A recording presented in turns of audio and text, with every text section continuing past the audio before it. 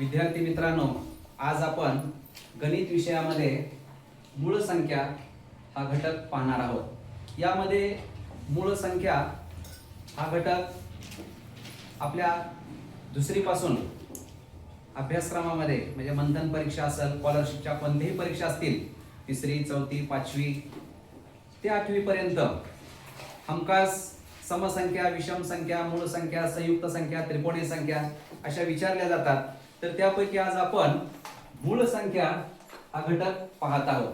मग मूळ संख्या म्हणजे काय?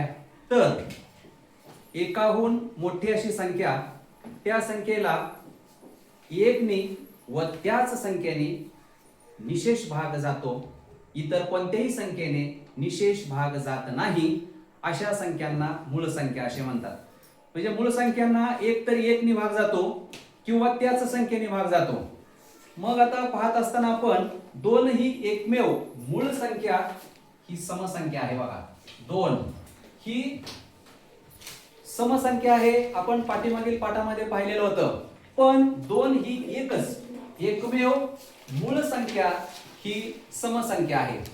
यानंतर एकचा एक विषय आहे, एक ही मूळ संख्याही नाही व संयुक्त संख्याही नाही।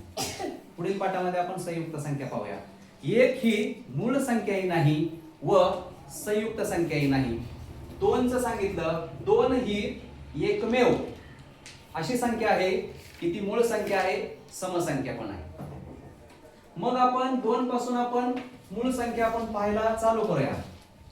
2, 3, 5, 7। आता हे पाहत असताना आपण एकाला या 7 ला आपण पाहूया।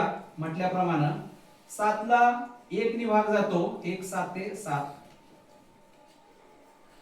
0 निशेष भाग, व 7 ला 7 ने 1 भाग जातो, 7 1 7 निशेष भाग।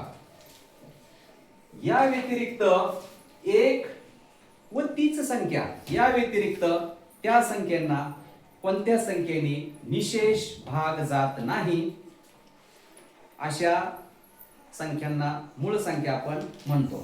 मग आता मूळ संख्या आपण पाहत असताना 7 नंतर 11 आहे, 13 आहे, 13 नंतर कोण सांगते? 17।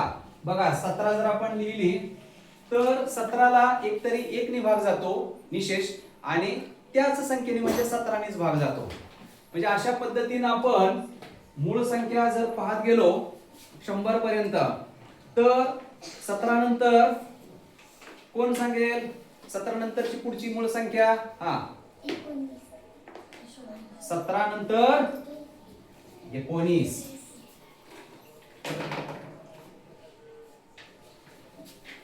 17 नंतर आहे 19। 19 नंतर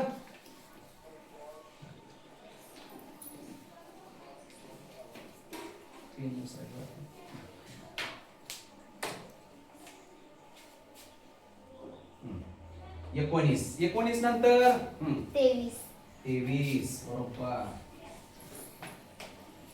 23 नंतर सांगता येईल आणखी कोणाला संख्या? 23 च्या पुढची संख्या सांगता येईल का? मूळ संख्या 23 नंतर 29। बरोबर।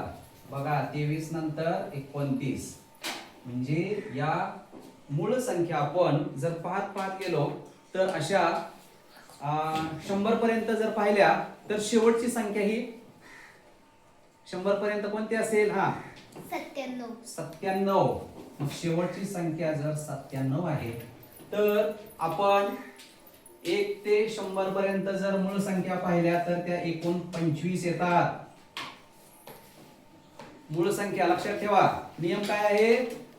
त्याच संख्येने व 1 ने फक्त निशेष भाग जातो, निशेष म्हणजे बाकी 0 येते, अशा संख्यांना मूळ संख्या असे म्हणतात। समजलं का? समजलं ना? मग आता 1 ते 100 पर्यंत मूळ संख्या लगेच लिहायचं, लागा तयारीला।